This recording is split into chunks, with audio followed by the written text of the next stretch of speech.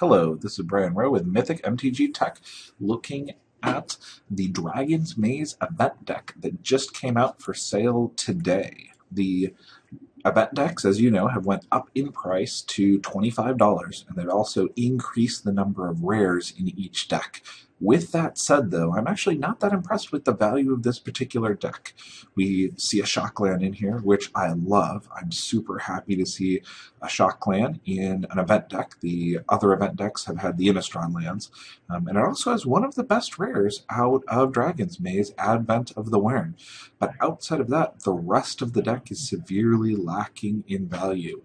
Most of the other rares are questionable, which we'll get to a little bit later, and the other cards that are very playable have definitely dropped in price. Lingering Souls, who used to be about $2.50, has been reprinted so many times in so many ways that I've had no trouble trading for it at 50 cents. Same thing is true of Rancor. Selesnya charms also are very easy to get a hold of at this point. So I would actually expect this deck to drop down to about $15 or so as people start to blow it out here in the next few weeks. The deck overall is also so-so. Here's the complete list. It is a great idea for a deck. It's got a very solid foundation of tokens and some cards to support those tokens, but it's missing several things to make it competitive. One of the big problems is that a lot of the other rares that support this event deck are weak, and the cards that you really want in this deck are extremely expensive to get a hold of.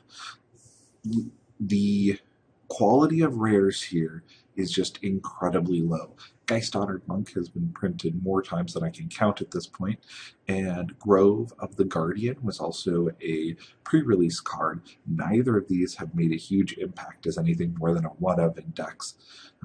Wayfaring Temple I actually really like a lot, but nobody else seems to, and it's cruising around about a quarter to 50 cents. Growing Rakes, Increasing Devotion, and Champion of Lambhold are also quarter rares. The competitiveness of this deck is a solid B-. It has some all-stars in it, such as Selesnya Charm, which is great right now, Advent of the Wyrm, which is just wonderful, although it's only in there as a one-of, and Rancor, which will, as long as it's in print, be a standard mainstay. But some of the other cards are a little bit weaker. Parallel Lives is very slow in the current environment, and Grove of the Guardian is extremely slow, because you need it and 2 untapped creatures and 5 mana to put out an 8/8. This is just not a competitive constructed card. It's a nice little EDH card. It fits very well into a token strategy, but not something that I'd want to show up to a Friday Night Magic unless the entire format changed to be heavily control-based. The other big thing that this deck is missing is Farseeks. There's only one Godless Shrine to flash back your Lingering Souls, and there's no Farseek, so there's no way to go fetch that one swamp in the deck. The competitiveness of this deck would be markedly increased if you just added Farseek. So let's get on to being positive here. What can we do to improve this deck? If you really like the idea behind the deck and you want to jump into competitive Magic and Standard, it's actually a good starting deck. Throw in some Farseeks, throw in some Advents of the Wyrms, increase the number of Shocklands, put a Temple Garden in, or 4 of them. I mean, this is a green-white deck.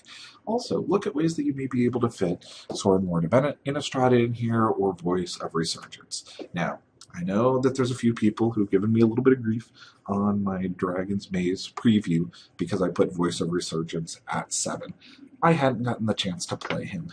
This guy is nuts. I make mistakes, and this was one of them. This guy is easily number 1 or number 2 out of Dragon's Maze. He's incredible in Standard. He's incredible against control decks. He's great in Modern. If they had put him in here as a one-of in the deck, he wouldn't have affected the price because so many people are looking for this guy.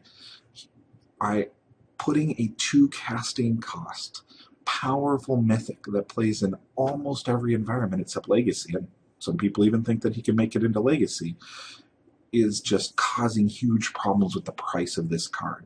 He's easily going to become $50 or $60 in the near future because of limited access to him, which is insane for a currently in print card in a smaller set.